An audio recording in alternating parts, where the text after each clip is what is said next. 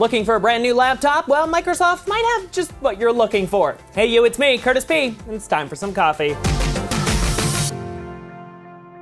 Microsoft has announced a brand new version of the Surface Book called the Surface Book 2. Inside, you'll find Intel's 8th generation processors and a brand new NVIDIA GeForce GTX graphics card. Now, beyond all of the inside upgrades here, there's also a big one on the outside. They've added a 15-inch model to the lineup. Microsoft has been working hard to refine the design of this entire line of devices for its 2nd generation, and both devices still include the detachable display, which you can use as a tablet on its own. The 13-inch model even drops the fan from the display assembly due to new internal thermal management, which means a quieter and lighter tablet to hold in your hand. The devices include a USB 3 port, a number of USB-A ports, and of course an SD card slot. Microsoft also stating that the devices will get up to 17 hours of runtime on a single charge. But keep in mind, that's Microsoft's internal testing here, so real world could be a little bit different. But if you're interested in these brand new laptops, you can check them out in store on November 16th when they are on sale. So with all the talk about the brand new Surface Book here, my question for all of you guys: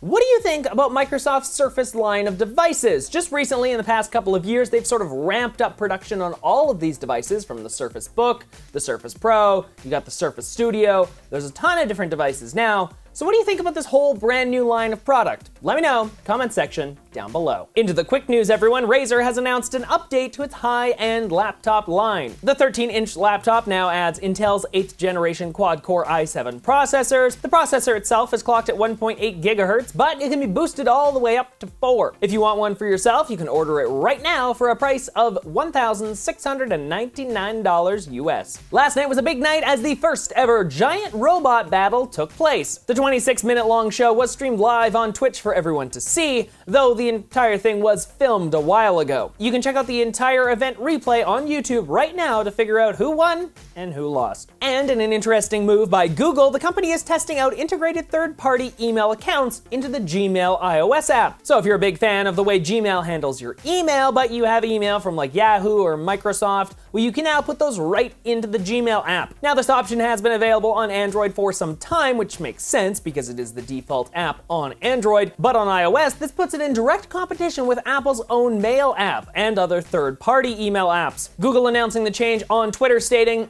"Calling Gmail iOS users, help us test out a brand new feature. Check your non-Google accounts from the official Gmail iOS app." Now, the one thing to note here, in order to activate this beta feature, you'll need to fill out a Google form to apply, but hopefully this feature will roll out to everyone as a new option in the future. And last for today, if you ever thought, hey, it would be super cool to have a robot as a pet, well, now that's kind of a thing. Unitree Robotics is showing off this brand new robot that looks to take the place of man's best friend. The robot is inspired by the work done by the Boston Dynamic team, but the hope is to bring this type of technology to the masses. The company hoping that someday this type of robot will be as cheap as a smartphone, and everyone will have one. They'll be at work, and they'll be at home. The robots would be able to carry heavy objects around your house or your work, and even help like move different objects around. Now, currently the robot is controlled with a Wi-Fi controller and does not include any external sensors to really see the world around it. But if you're looking at this and you're like, I want that and I want that right now, well, you can buy one. It just costs $20,000. Personally, every time I see this sort of technology, the first thing I think is this would make an amazing wheelchair,